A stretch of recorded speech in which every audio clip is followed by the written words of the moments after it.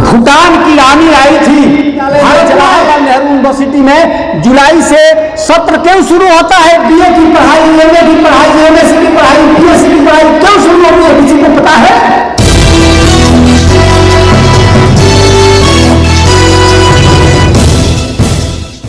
आज मैं पाटलिपुत्र शहर में हूं। एक जमाना था जब दुनिया का, पूरी दुनिया का यह सबसे बड़ा शहर था। इससे बड़ा शहर पूरी दुनिया में नहीं था। और दूसरे स्थान पर रोम था। लेकिन पाटलिपुत्र की परिधि से रोम की परिधि आधी थी। एक समय था जब पटना से दिल्ली कंट्रोल होता था और आज दिल्ली से पटना कंट्रोल हो रहा। इसी पटना से कभी दुनिया के 52 लाख वर्ग किलोमीटर में शासन चलता था। 52 लाख वर्ग किलोमीटर, जिसके पश्चिम और उत्तर की चौहद्दी को छूने में आधुनिक काल के अंग्रेज भी तोप और बंदूक लेकर हाँफते रहे और छू नहीं सके। वो पटना है, वो पटना है। यह भारत का नहीं, यूनान का इतिहासकार भी लिखा है। उस जमाने में दंग था। इसकी पूरी चौहद्दी लिखा है। फाहियान जब पाटलिपुत्र आया था तो यहां जब सम्राट अशोक का पैलेस देखा, करीब 700 साल बाद, तो सम्राट अशोक का राजभवन जस का तस था। कहा कि यह आदमी का बनाया ही नहीं हो सकता है। वो पटना है। 1895 में वाडेल खोज करने आए थे पटना में कि पटना में कौन चीज कहाँ है। तो यहाँ एक मोहल्ला है भीखना पहाड़ी। भीखना पहाड़ी, वही भीखना पहाड़ी पर सम्राट अशोक का जो लड़का था, जिसका नाम था महेंद्र, जिसके नाम पर पटना में महेंद्र घाट है, वही भीखना पहाड़ी पर वो रहते थे। और अशोक ने वहां आर्टिफिशियल पहाड़ी बनवाई थी। यहां से गौतम बुद्ध का धर्म अशोक के जमाने में 3 महाद्वीप में फैला था। इसी पाटलिपुत्र से मैं शुक्रगुजार हूं कि पटना और पटना के बाहर के लोगों ने इतना बड़ा कार्यक्रम कराया।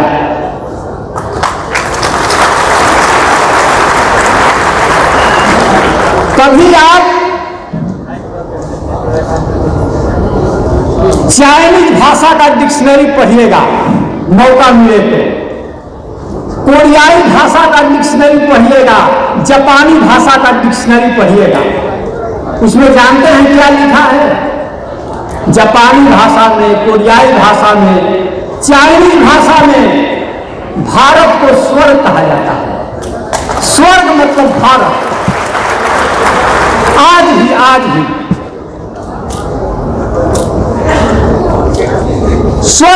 स्वर्ग जहां जैसे अंग्रेज लोग हिडन बोलते हैं, वहां लोग भारत को ही स्वर्ग बोलते हैं। अब सोचिए कि कैसा हमारा देश था कि चीन, जापान और कोरिया के डिक्शनरी में आज भी भारत को स्वर्ग कहा जाता है। और हम लोग, भारत के मूर्ख लोग, आसमान में स्वर्ग खोजते हैं।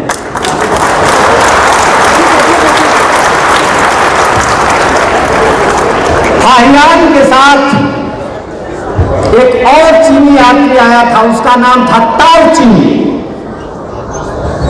ताओ चीनी ने जब इस भारत को देखा तो कहा कि सुनो फाहियान, मैं अपने देश नहीं जाऊंगा, नहीं जाऊंगा मैं अपने देश। ये कितना सुंदर देश है भारत। आज आपने इस भारत को कबाड़ा बना दिया है। उसमें डायरी में लिखा है, वो डायरी है, उपलब्ध है। उस डायरी में ताओ-चिन के बारे में लिखा है कि मैं अपने देश नहीं जाऊंगा, और अगर पुनर्जन्म होता होगा तो मेरा जन्म बौद्ध भारत में हो, वरना मेरा जन्म ही ना हो। अब सोचिए कि कैसा यह भारत रहा होगा भाई। और आज हम लोगों ने इसको क्या बना दिया। भूटान की रानी आई थी भारत में, और भूटान की रानी का स्टेटमेंट आया इंडिया में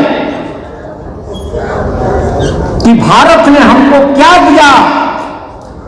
हम लोग शुक्रगुजार हैं इस भारत के कि भारत ने हमको क्या दिया, और हम भारत के लोगों को नहीं पता है कि हम लोगों ने दुनिया को क्या दिया। आश्चर्य की बात है।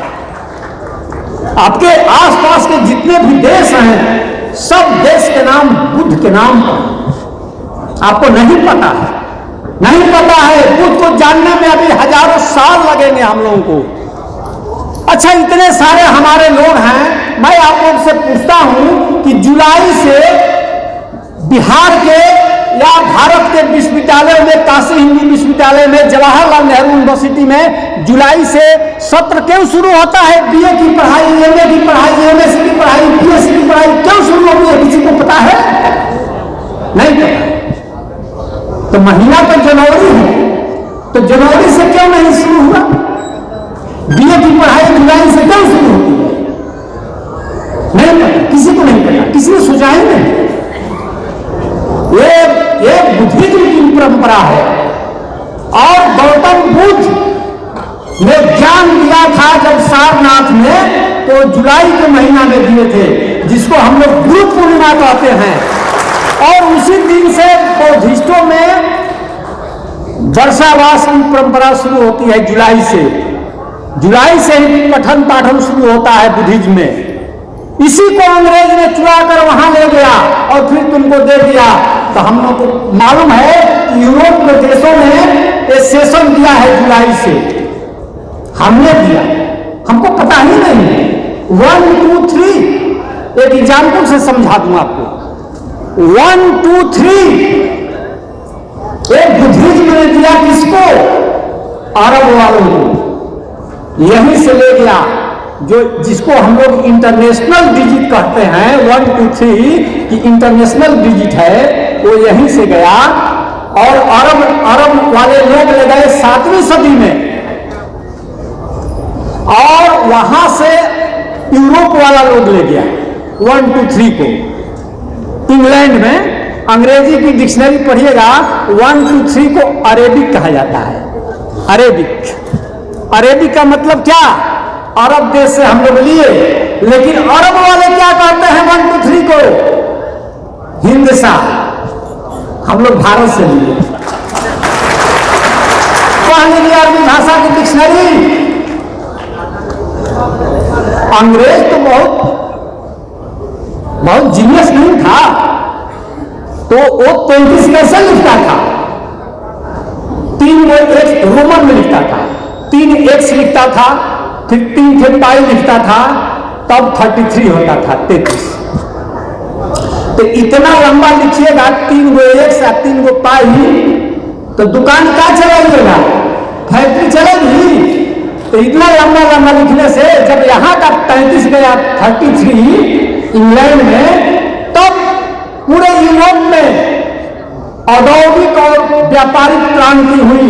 वर्ल्ड हिस्ट्री पढ़ लीजिए, 12वीं शताब्दी में 1 2 3 गया है इंग्लैंड में, और तब वहां औद्योगिक और व्यापारिक क्रांति हुई। और औद्योगिक व्यापारिक क्रांति किस कारण से हुई? बुद्धिज्म के कारण हुई यूरोप में। आपको नहीं पता है तो नोट कीजिए कि बुद्ध ने आज से 2500 साल पहले कहा था कि बिना कारण का कोई कार्य नहीं हो सकता है। ये आपके लिए बहुत मामूली चीज समझ में आ रही है, लेकिन मामूली चीज नहीं है। इसको समझिए कि यूरोप के देशों ने 16वीं सदी में जाना, 16वीं सदी में जाना सब कि बिना कारण का कार्य नहीं होता है। सबसे पहले बेकन ने कहा यूरोप के लोगों को कि बिना कारण का कार्य नहीं होता है। बुद्ध का यह थ्योरी 16वीं सदी में यूरोप गया, और जब बुद्ध की थ्योरी यूरोप में चला गया 16वीं सदी में, तब वहां न्यूटन और गैलीलियो पैदा हुए। उसके पहले यूरोप में न्यूटन और गैलीलियो पैदा नहीं हुए। इतना बड़ा बुद्ध का सिद्धांत है, हम लोग खुद बुद्ध को नहीं जानते हैं, दूसरे को क्या हम लोग समझाएंगे। मैंने ही पहली बार कहा था कि भारत अगर विश्व गुरु है तो बुद्ध के कारण है। तब बहुत सारे लोगों ने हमको छोड़ करके चले गए थे कि प्रोफेसर साहब का दिमाग काम नहीं कर रहा है, ये कह रहे हैं कि भारत विश्व गुरु था तो बुद्ध के कारण था। अरे भारत में तुमने 4 मठ 4 कोने पर बना दिया तो तुम जगत गुरु हो गया, और जिसका मठ तुर्की यूनान से लेकर के कोरिया जापान तक फैला हुआ है, उसको तुमको विश्व गुरु कहने में शर्म आ रही है। जिस सिकंदर को इंग्लैंड के इतिहासकारों ने, यूरोप के इतिहासकारों ने कहा कि सिकंदर विश्व विजेता है, लाज नहीं लगी पूरे यूरोपियन इतिहासकारों को। जिस आदमी ने एशिया का 5% जमीन जीती थी, जिस सिकंदर ने, डाटा मैं सही बोल रहा हूं, जिस सिकंदर ने एशिया का 5% जमीन जीती थी, वह विश्व विजेता हो गया। और गौतम बुद्ध का सिद्धांत ने पूरे एशिया को जीत लिया था, क्या जापान, क्या कोरिया, क्या चाइना। तो तुम 5% जमीन जीत कर करके वर्ल्ड हिस्ट्री में तुम विश्व विजेता हो सकते हो, तो जिसने पूरी एशिया ही जीत लिया हो वह विश्व गुरु कैसे नहीं हो सकता। आश्चर्य की बात है, सब कुछ आश्चर्य की बात है।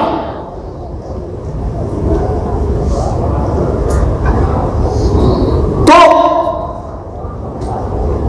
गौतम बुद्ध के कारण ही भारत विश्व गुरु है। अभी हम लोग पूरे डार्क में हैं। बुद्ध पर तो कुछ काम करके हम लोगों ने बता दिया। अभी यहां समय कम है कि बुद्ध पर कुछ और बोलूं। अभी तो मैं कहता हूं कि ये जो चाइना नाम है ये बुद्ध के नाम पर है, ये जो भूटान नाम है ये बुद्ध के नाम पर है, ये श्रीलंका जो नाम है ये बुद्ध के नाम पर है।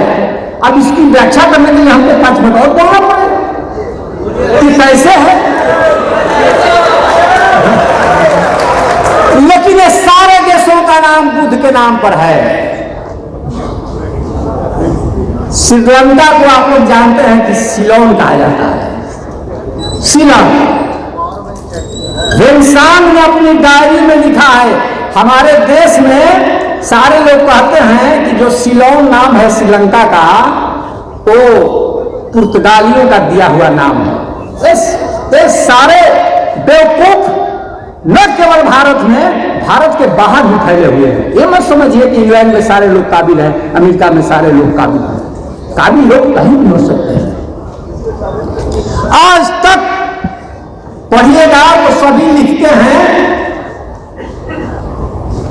कि श्रीलंका का जो पुराना नाम सिलोन है वो पुर्तगालियों ने दिया है। नहीं, वेंसान ने 7वीं सदी में अपनी डायरी में उसका नाम लिखा है सीलम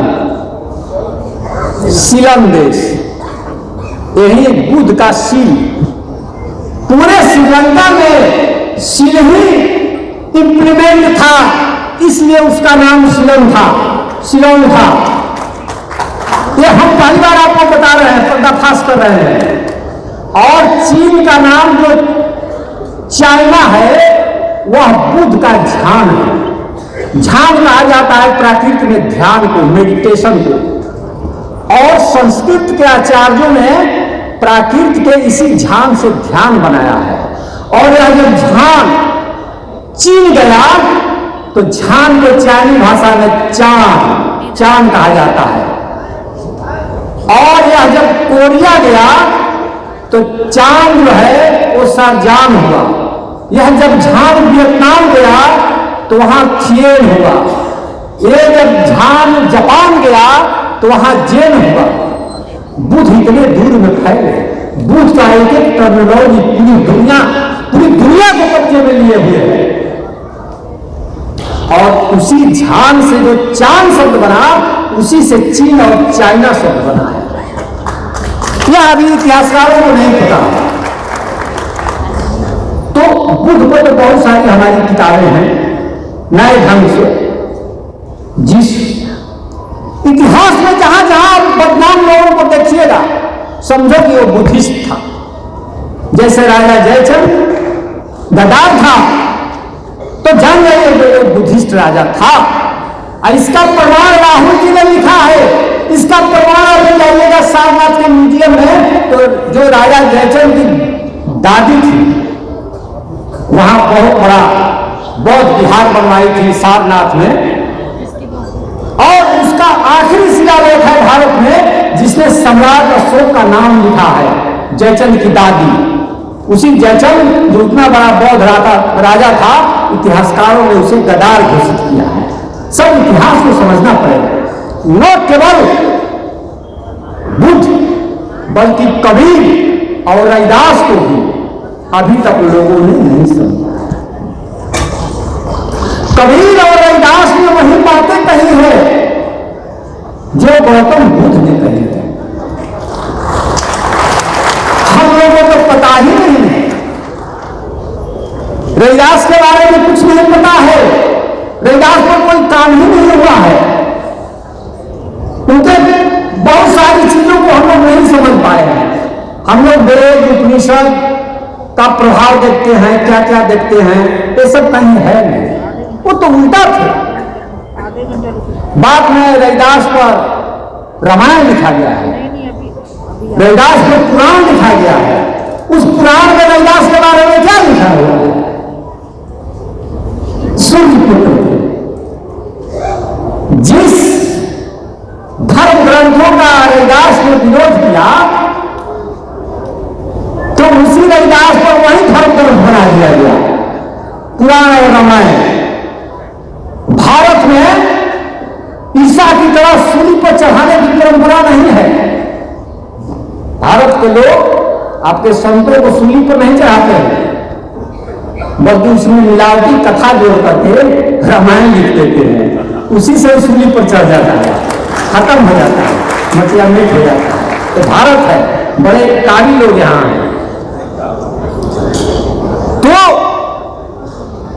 अब देखिए, तुलसीदास ने कहीं रविदास को कोट नहीं किया है, कहीं नहीं किया। हाँ, तो मैं कह रहा था कि रविदास के बारे में भी हम लोग कम जानते हैं।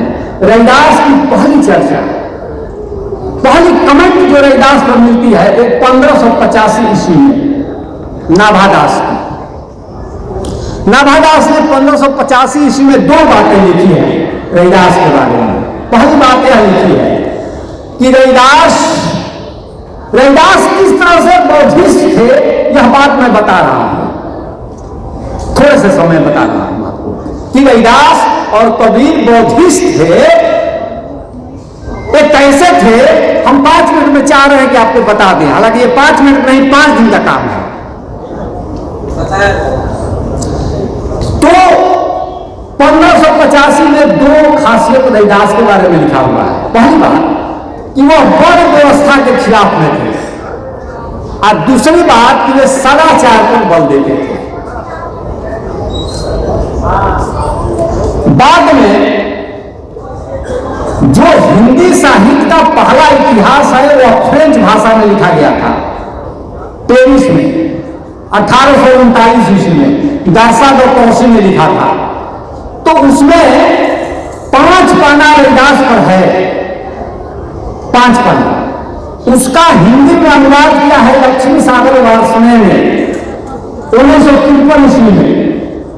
तो उन्होंने रविदास पर लिखा है नीचे टिप्पणी में कि रविदास जो थे वे क्या थे, वे शाक्य मुनि बुद्ध के सिद्धांतों को मानने वाले थे। आप इसको पढ़ सकते हैं। बाद में 1960 ईस्वी में 2 रिसर्च की किताबें आई, एक विद्यावती मालिका का और दूसरा सरला निर्णायक का। ये दोनों किताब आप पढ़ लीजिएगा तो आप मान लीजिएगा कि कबीर और रविदास बुद्धिस्ट कवि थे।